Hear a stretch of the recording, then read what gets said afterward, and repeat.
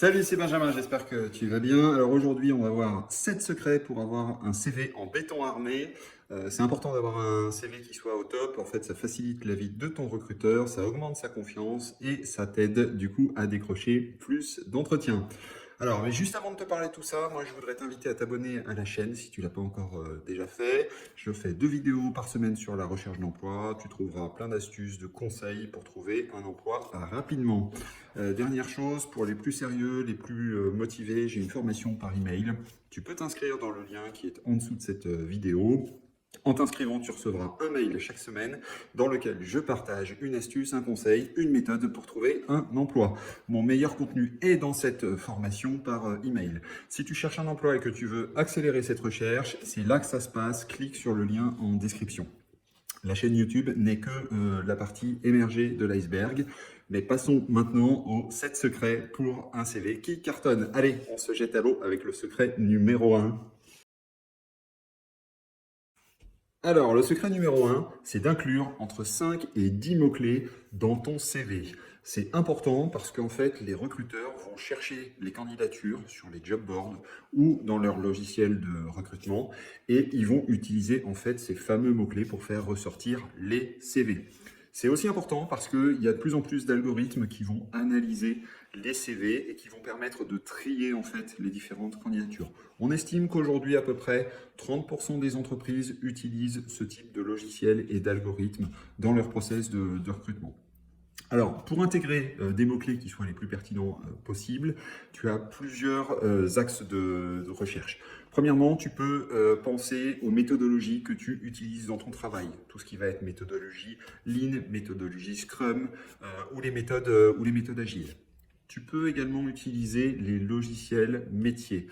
AutoCAD, Sage, SAP. Voilà, pense vraiment aux logiciels que tu utilises au quotidien. Et puis le dernier axe, en fait, c'est d'utiliser en fait les compétences. Ça peut être la gestion de projet, ça peut être la gestion de production, ça peut être le management. D'une façon générale, plus tu vas inclure de mots-clés de façon pertinente, il ne s'agit pas d'en mettre pour le plaisir, plus ton CV va ressortir. Si tu n'arrives pas à avoir d'idée de mots-clés, des fois ça arrive, tu peux tout simplement aller consulter les offres d'emploi et regarder un petit peu quels sont les mots-clés qui sont utilisés par les recruteurs.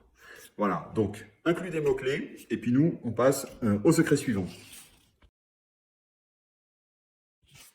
Allez, le secret numéro 2, en fait, c'est de bannir les éléments graphiques de type barre de progression, niveau et étoile de ton CV. Alors, je sais, les étoiles, les barres de progression, c'est joli et c'est hyper tendance. Et d'ailleurs, tu en vois sur tous les modèles de CV à télécharger. Et quand tu regardes ton CV, qui n'a pas de barre de progression et qui n'a pas tous ces éléments graphiques, parfois, tu le trouves un petit peu plat et un petit peu fade. Et là, forcément, tu n'as qu'une envie, c'est d'intégrer des éléments graphiques. Ne cède pas aux sirènes des éléments graphiques, c'est vraiment la fausse bonne idée numéro 1. En fait, ils sont compliqués à comprendre pour le recruteur.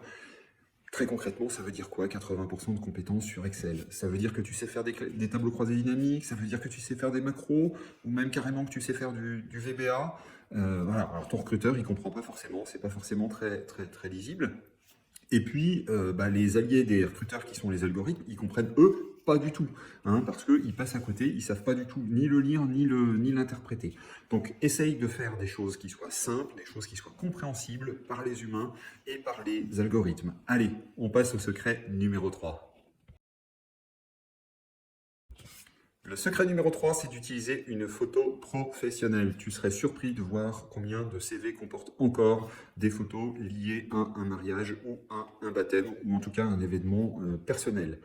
Et je comprends bien pourquoi les candidats font ça. En fait, ils se trouvent très beaux sur cette photo. Ils sont mis en valeur par une coupe de cheveux de compétition, par des vêtements de fête.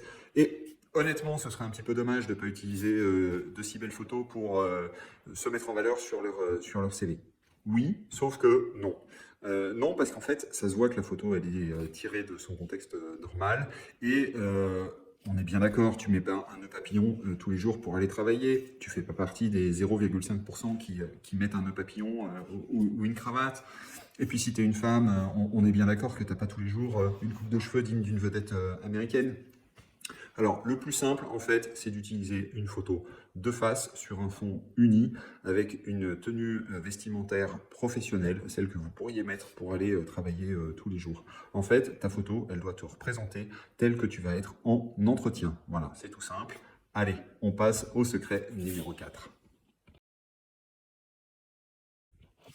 Le secret numéro 4, c'est d'utiliser une seule police dans ton CV. Alors je sais, c'est hyper tentant de faire un CV graphique qui montre à quel point tu es original et différent. Et quoi de mieux que la police pour montrer son originalité. Alors du coup, tu as tendance à en mettre 2, 3, 4 différentes. Mais en fait, si tu fais ça, ton CV, il devient complètement illisible. Ça devient un véritable arbre de Noël. Le secret pour la police, c'est de mettre une seule police et basta, pas plus. Après, tu peux jouer sur les tailles de police, tu peux jouer sur le gras, sur l'italique pour attirer l'œil. Allez, on passe au secret numéro 5. Alors, le cinquième secret, c'est d'utiliser le format PDF au moment d'envoyer ton CV, que ce soit par email ou par un site internet. En fait, tu crées ton CV avec un logiciel de traitement de texte de type Word ou OpenOffice, et dès qu'il s'agit de l'enregistrer et de l'envoyer, tu le mets au format PDF. Imagine un instant, tu as travaillé pendant une journée complète sur ton CV, tu l'envoies au recruteur, et quand lui le reçoit, en fait, la mise en page a complètement bougé, voire même ton CV est illisible. Et bien ça, c'est des situations qui arrivent parce qu'on a encore à peu près entre 20 et 25% des candidats qui envoient leur CV au format Word ou au format de traitement de texte. Et en fait, les candidats ne connaissent absolument pas le logiciel de traitement de texte utilisé par le recruteur.